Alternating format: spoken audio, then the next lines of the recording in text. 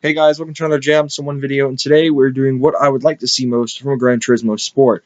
Now, unfortunately, I didn't have the time to put together any sort of Gran Turismo 6 footage for you to see to demonstrate what I want, so hopefully this will suffice. I put a slideshow of pictures that I've taken on Gran Turismo, and apparently this stock photo of the Blitzy R34. I think I used to have this car, actually. I think this used to be mine. But yeah. So basically, this video is going to be the top 5 things I want to see from Gran Turismo Sport, and I'll have detailed information on why I picked these things. So without further ado, let's get started.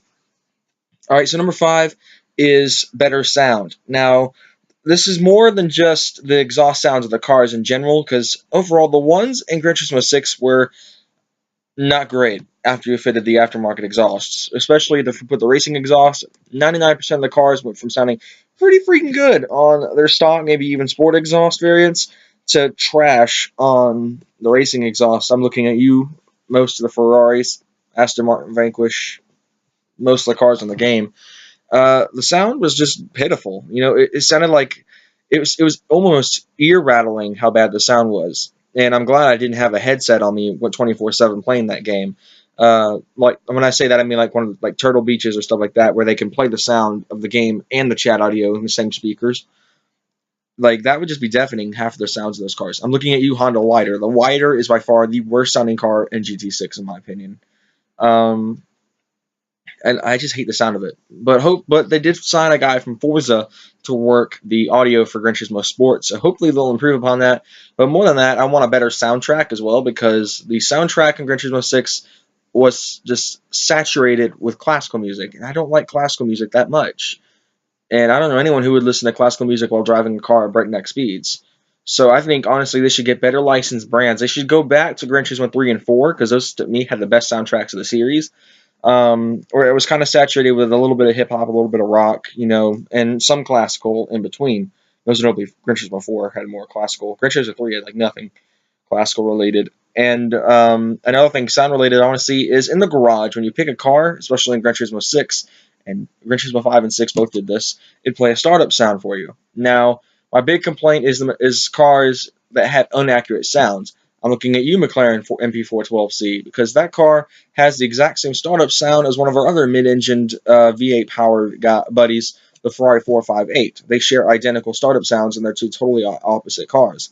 And I think for Gran Turismo Sport, they should make it authentic, because to me, if you're going to put a mechanic in the game that is going to simulate a car starting up, you need to make it authentic. You need to make every car have their real startup sounds. I know that'll probably be a little bit costly, trying to hunt all these cars down to get the right startups.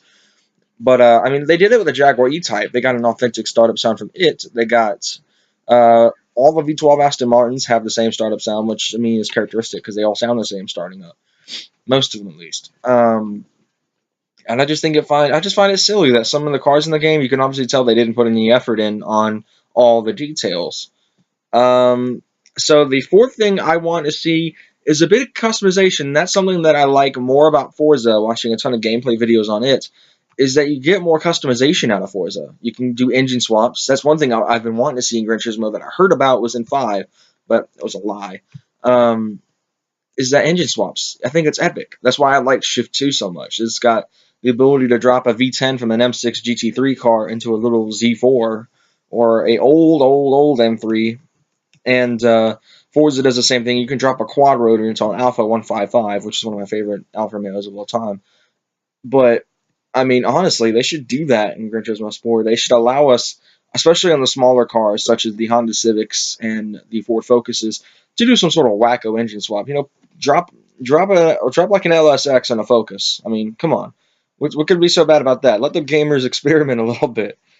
More than that, though, they did kind of address it with the livery editor, which is going to be really cool because that means we can build our own liveries instead of having to sit around with stuff like the base liveries, like the Team Oreca Matte Mutt's kind of like random color pigmentation. I'm talking about the 908 HDI FAP. It's by far my favorite LMP in the game. I've owned 2 or 3 908s now, but the Team Oreca's got like a really funny looking livery. I like it more than the Team Hugo Total livery, but the Oreca livery is a little bit funny. But it'd be kind of cool to be able to get the 908 in Gran Turismo Sport and customize the livery that we want instead of having to stick with just a base color. Because I had a base model before I got my Team Mareka, and it was kind of boring just having the color and a number on the side of it. That was really, it was kind of sad. But number 3 is, of course, more up-to-date cars. By 2013, the McLaren 650S was on the road, and they put the 12C in the game anyway, despite knowing that the 650S was on the road. And I thought it was silly. At least I think the 650S was on the road by then. It may not have been. It may have been about a year or two early, but they could have added the 650S in an update. They could have added the LaFerrari in an update. They could have added the P1 in an update. You know, they didn't. And it was kind of awkward because a lot of gamers flooded to Forza Motorsport 6 and Forza Motorsport 5 because I believe both of those games had the LaFerrari and the P1 in them, like from the box. You know, you didn't have to wait on an update for it. And it's just silly because, I mean, those are cars that fans want to see and want to drive, but they can't get in Gran Turismo. And it kind of ruined a lot of little build experiments I wanted to do because like cars like the 650S and the P1, the LaFerrari. Trying to think of more cars along those lines. I can't think of them off the top of my head. The new Ford GT, that would have been really cool to have in the game. Now, I mean, the game's still relevant. You've still got about 3 to 4 months left until Sport comes out. I mean, you can go out with a bang. Number 2 would be more options of crazy tuning options for more cars. And by that, I mean being able to push a turbo onto a 458 because it's kind of weird having cars that don't have turbo options in game. When you go out in real life, companies like Underground Racing have built twin turbo like Lamborghini Gallardos or Gallardos, depending on how you pronounce it. They built twin turbo Gallardos. Yet in Gran Turismo 6, you buy a Lamborghini Gallardo, you take it to a tuning shop. All you can do is engine upgrades and a computer chip and performance. You can't add a turbo. You can't add a supercharger.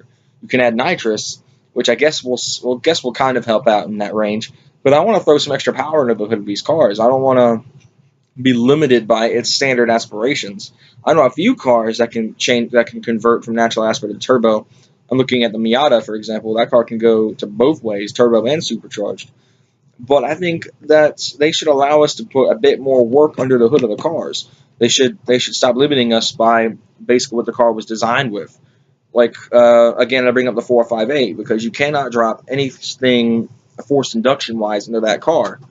And it's sad because it's the same price as the 12C, but the 12C gets a turbo upgrade with the 458 doesn't. And the 458, therefore, becomes slower in any sort of regard against the 12C, which is basically its rival in the game because it doesn't have a forced induction option. If it had a forced induction option, that car would be able to keep up pretty well, I believe. And for us Ferrari fanboys such as myself, I can't stand it not having a Ferrari go slower than a McLaren. But you know, it'll be hopefully something that we see in Gran Turismo Sport, that they add in that new customization option. I mean, Forza does it. You go and play Forza, you can build a twin turbocharged 488 like massive Westgates on it and crap and 2,000 horsepower. And finally, number 1, I'd say a bit maybe. That's actually pretty tough. I'd say maybe better visual customization options because it's been kind of sad lately in Gran Turismo 6 because there are tons upon tons of cars in this game that don't feature full-on customization. They just feature paintwork, maybe brakes, and that's really about it for visual work. And a lot of cars in the game don't even have visual customization in general. The Rough 3400S was actually one of the first cars that came in crosshairs with on this because I bought one a few months ago, and about 2 weeks ago, it was the first road car at least that I dealt this with. But I took the 3400S to the tuning shop, and I opened up the visual customizations, and it was like parts cannot be applied for this car. I'm like, you gotta be kidding me. Because I want to put a giant wing on the back of it and be like, bam, I got a Cayman GT4 before they were Cayman GT4s. But nope. So I sold it, bought another one, painted it chrome. You'll probably see that in the next Gran Turismo gameplay whenever I decide to do that. But I think that a lot of cars, especially the ones that don't even have rim customizations, they need to be given customization in Gran Turismo Sport. They need to have an exuberant amount of customization, like wide body kits. I wouldn't go as far as saying put Rocket Bunny in the stuff in the game like Forza's doing this year with Horizon 3, but put something cool in the game. I mean, I want something I can throw into my cars and be proud to show it off. I don't want to be able to slowly but surely visually modify, like the Civic that's on the screen right now. I want that I want to show that car off, but cars like the 3400S you can't do it with because they're just boring looking because you can't do anything to them.